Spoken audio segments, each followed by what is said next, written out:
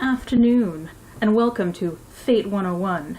Side note, if you think this magnificent hat is ridiculous, this might not be the video for you, because if you think this hat's crazy, I have way too much energy and way too much love for this game, so you might want to find a different video. Fate. It is literally, as to my knowledge, the most story-driven RPG to date. It's literally revolves around the entire story that you and the DM are making as a group. You come together and collaborate and make this amazing story between your characters. Which brings us to Fate lesson number 1. Characters. They are literally the reason you are here, to play this person and do things with them. Characters in Fate are literally created with a series of concepts. You have 3 different kinds. You have the high concept, which is the literal core of your character. This is who, if you stripped everything away from this character, what would you be left with? Your high concept. The second one is your trouble. This is literally never, almost, very rarely, 0.01% of the time, a good thing for you. So it could be something physical, it could be something mental, it could be something situational. It all depends on your imagination. For example, I've had characters who literally, one of them had one called snake bites. He could not find anything. It'd be right in front of him, and he could not see it. Like, for real. If it was a snake, it'd have bit him. And I've had other characters who were outright blind. And the last and final part of your character's concepts and aspects is literally that, the aspect. You get up to 5 of them because you're a PC. That's how special you are. So, as an aspect, it's, again, something that's really big for a character. It is something that you can literally... It's just super big for a character. It's kind of hard to explain at first, so bear with me. Let me give you what you can do for it, an aspect. That way it will help you get ideas.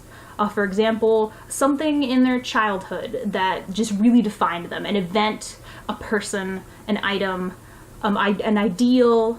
I had one character who has an aspect called fact over fiction. They would literally not take gossip. You had to show them facts if you wanted him to help you or to make a decision, because he'd just look at you and go, and? As an example. Other aspects can literally be relationships. Does your character have a relationship to another character in the group? Or another character that's really, an NPC that's super, super important to your character. For example, like a sick daughter, or an ailing parent, or someone who's been kidnapped, for goodness sakes. Because the main thing about a concept, and this is the biggie, is compelling and invoking. The main and only difference between them is who is tapping your aspect, which, by the by, tapping your aspect is when someone in-game tries to use it against you, or you use it for your own advantage. For example, aspects are what give you bonuses, and this is how. You can either be compelled, or you can invoke it. Whenever you invoking your aspects is all about helping you out, literally. You need that extra +2 points to make sure you don't fail a stunt, or you don't die in combat, or to really make sure this negotiation goes through, you can tap your aspects. Get a +2. Has to make sense though. That is the kicker. You can't just say, oh, I see all the colors of the wind when your trouble is blind, because clearly you can't see anything. You're blind. So as long as it makes sense and you can talk your DM into it, because then you're golden. Because that's the thing about Fate, is it's literally a collaborative effort between you, your party members, and your DM. Get your DM to say yes. You're golden, baby. If your DM is doing it, it's called compelling, and usually it's for your trouble. He'll look at you and go, all right, your trouble is... I knew a character, for example, who had the trouble, don't piss me off. Yeah, he could have invoked it and gone, you were getting really angry, and the DM will then literally slide you a fate point. He won't take his hand off of it, but he'll look at you. And for story-wise, he'll go, suddenly you're really pissed. These people have pushed you beyond the bounds of what you can tolerate. You can say no, but you have to pay a fate point, because it's your trouble. That's what troubles do, they get you in trouble.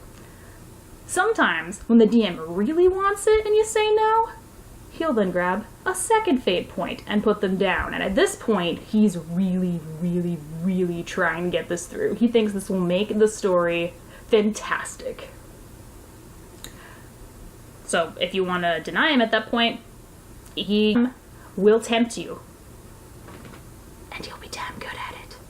The one thing about Fate that's slightly different than quite a bit of role-playing games I've done is they tend to have a session 0 where you sit down with your DM and discuss what do you want the world to be like? What kind of adventure do you want? Do you want to do mystery? Do you want to do drama? Do you want to do a wartime? You know, what's the tone of the story? What about the city is special? What about, what drama's going on? All that kind of stuff. So, you want to make sure you come to session 0 and really talk so you can hash things out, you can get to know your characters. That helps out a lot when you kick off your first session because here you are, you know what's going on, and you jump right into it. So take advantage of that session 0, folks, because seriously, it's a lot of fun. This has been Fate 101 with Melissa here at M.A.D Games. Thank you for watching.